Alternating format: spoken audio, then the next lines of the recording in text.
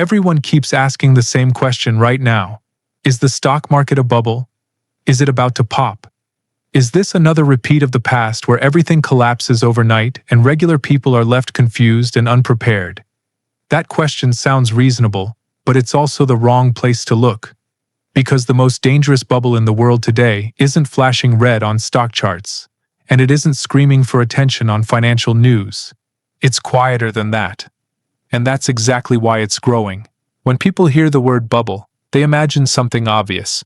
Prices racing higher, headlines getting louder, social media filled with excitement, and a sense that everyone is getting rich effortlessly. That's the kind of bubble people are trained to fear. But history shows something uncomfortable. The most damaging financial risks rarely look dramatic while they're forming. They look normal. They look safe. They look like common sense. And by the time they feel obvious, it's usually too late to react calmly. Right now, stocks get blamed for almost everything. If someone feels anxious about money, the market becomes the easy target. It's visible. It moves every day. It gives people something concrete to point at. But focusing only on stock prices misses a much bigger issue. Because even if markets go up or down, they're not the root problem shaping most people's financial future. The real bubble isn't about assets rising too fast. It's about decisions being delayed for too long. What rarely gets talked about is how behavior quietly compounds. Not in a good way, but in a way that creates fragility over time. Small choices repeated daily don't feel risky in the moment. Skipping investing for another year. Relying on one income source because it feels stable. Assuming things will work out later because they always have. None of that looks reckless. But collectively, those patterns create a kind of invisible inflation. Not in prices but in vulnerability. The reason this matters now is because the environment has changed even if people's habits haven't. For decades, many systems were forgiving. If you made average decisions, you could still get average results and feel fine. Mistakes took longer to show consequences. That cushion is shrinking. Not because of one dramatic event, but because the margin for error is thinner than it used to be. Media discussions about bubbles often focus on what's exciting or scary. Markets, technology, housing, cryptocurrencies, trends that move fast and spark debate. But they rarely focus on what's boring. And boredom is where the real risk hides. Long-term obligations, fixed assumptions, static planning in a dynamic world. These don't create dramatic headlines, but they shape outcomes far more powerfully. Think about how people define safety. For many, safety means predictability. A predictable job, a predictable paycheck, a predictable routine.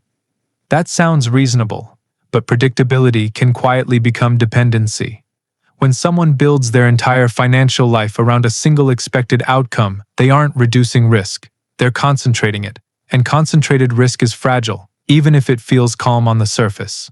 This is where the real bubble starts to form. It's the belief that stability is permanent, that systems will continue functioning the way they always have, that incentives won't change, that policies, markets, and employers will protect the status quo. That belief doesn't come from ignorance, it comes from experience. People trust what has worked before. The problem is that experience can lag behind reality. Every major financial shift creates winners and losers, but not always in obvious ways. Sometimes the biggest loss isn't money disappearing overnight. It's opportunity slowly slipping away. Years pass, and people realize they were positioned for a world that no longer exists, not because they were reckless, but because they were passive. Passivity is rarely framed as a risk, yet it's one of the most dangerous financial positions. When someone avoids learning, avoids adapting, and avoids making small proactive changes, they aren't standing still. They're moving backward relative to everything else that's evolving. Inflation doesn't just affect prices. It affects relevance. Skills, strategies, and assumptions all depreciate if they're not updated. The real bubble is built on the idea that tomorrow will resemble yesterday closely enough that preparation isn't urgent. That belief encourages delay. Delay feels harmless. One more year, one more promotion, one more raise, one more confirmation that everything is fine. But time doesn't wait for certainty. Compounding works whether you're prepared or not. Another layer of this hidden risk is how people misunderstand diversification. Many think diversification means owning different things, different stocks, different assets. But true diversification is about reducing dependence on a single outcome. It's about flexibility, optionality, the ability to adjust when conditions change. Someone can own multiple assets and still be completely exposed if all of them rely on the same assumptions. The media rarely highlights this because it doesn't sell well. Flexibility isn't exciting. Discipline isn't dramatic. Long-term planning doesn't create viral clips. Fear does. Outrage does. Predictions of collapse do. But emotional reactions don't improve financial positioning. They often make it worse. Consider how many people spend more energy predicting crashes than preparing for volatility. They wait for certainty before acting. They want a clear signal. But markets and economies don't send polite invitations. They move first, explain later. Preparation isn't about guessing what will happen next. It's about being resilient no matter what happens. This is where mindset matters more than forecasts. People who build wealth over time aren't immune to downturns. They don't avoid uncertainty. They design their lives to function within it. They accept that change is normal, that comfort is temporary, that adaptation is continuous. This isn't pessimism, it's realism. The quiet bubble grows when people outsource thinking, when they rely entirely on headlines to tell them what matters, when they assume if something were truly dangerous, it would be obvious by now. That assumption ignores how incentives work. Media rewards urgency, not subtlety. Platforms amplify emotion, not nuance. By the time something becomes widely labeled a crisis, its effects are already underway. Another misunderstood element is debt. Not all debt is harmful, but unmanaged dependency is. The issue isn't borrowing itself, it's rigidity. Fixed obligations in an unpredictable environment reduce freedom, they limit response time, they force decisions under pressure. Over time, this creates a situation where even small disruptions feel catastrophic. People often say they'll adjust when they need to, but adjustment is hardest when stress is highest.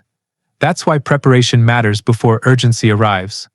Not to avoid every risk, but to reduce how fragile your life becomes when something unexpected happens. This isn't about fear, it's about awareness. The goal isn't to predict disaster, it's to avoid building a life that only works under perfect conditions, because perfect conditions don't last. The real bubble also shows up in expectations. Many people expect linear progress. Work harder, earn more, save more, repeat. But real life isn't linear.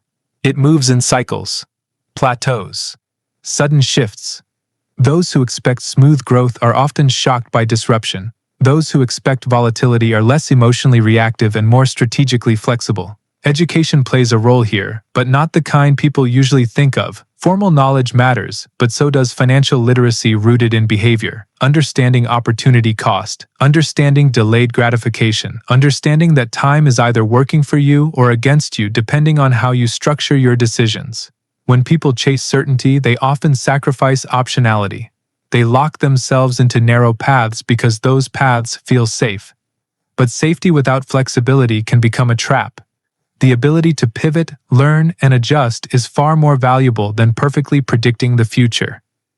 This is why the real risk rarely appears on balance sheets. It appears in habits, in routines that never change, in assumptions that never get questioned, in goals that were set years ago for a version of life that no longer exists. Look at how people react to uncertainty.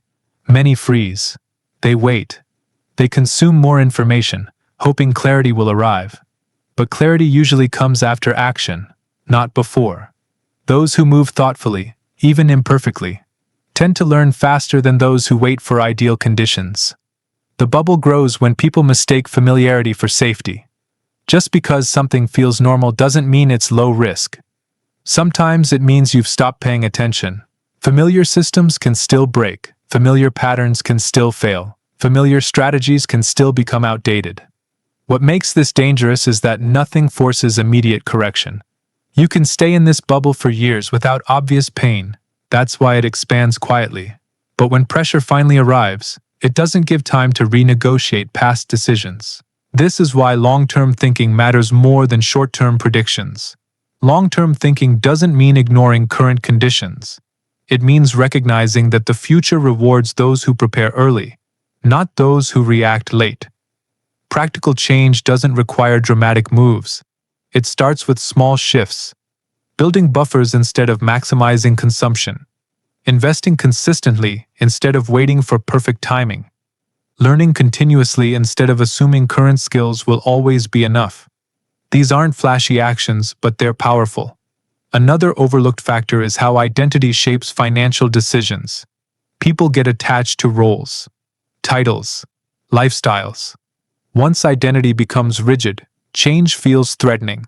But flexibility requires the willingness to evolve, to outgrow old definitions, to prioritize sustainability over appearance. The real bubble thrives on comfort. Comfort delays action. It tells people there's time. Sometimes there is. Sometimes there isn't. The problem is that you don't get to choose which situation you're in until after the fact. Markets will always fluctuate. That's normal. But personal financial fragility is optional. It's built slowly, and it can be reduced slowly too. The earlier someone starts paying attention, the more control they retain. This isn't about abandoning optimism, it's about grounding it. Optimism without preparation is hope. Optimism with preparation is strategy. The difference determines outcomes over decades, not weeks. When people finally realize the real bubble, it's often because something forces perspective, a disruption, a missed opportunity, a realization that time passed faster than expected. Those moments don't mean failure. They mean awareness arrived late. The good news is that awareness can still change direction.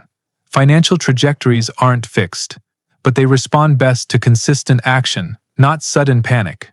That's why understanding this now matters more than reacting later. The real bubble isn't stocks. It isn't one asset class. It's the assumption that things will remain manageable without deliberate effort. It's the belief that average decisions will always lead to acceptable outcomes. In a changing world, that belief becomes increasingly expensive. Those who build durable financial lives focus less on what's trending and more on what's lasting. They prioritize resilience over excitement. They understand that discipline isn't restrictive, it's freeing. It creates space for choice. As this video comes to an end, the goal isn't to leave you worried. It's to leave you alert, to encourage you to look beyond headlines and examine the quiet structures shaping your future. To ask whether your decisions are building flexibility or reducing it. Whether your habits are compounding opportunity or compounding risk. Long-term wealth isn't built by avoiding every downturn. It's built by avoiding fragility, by staying adaptable, by respecting time, by making thoughtful choices consistently, even when nothing feels urgent. If this perspective helped you think differently, take a moment to support the channel by liking the video. Share your thoughts or questions in the comments because discussion sharpens understanding. And subscribe for more long-form financial commentary focused on clarity, discipline, and long-term thinking.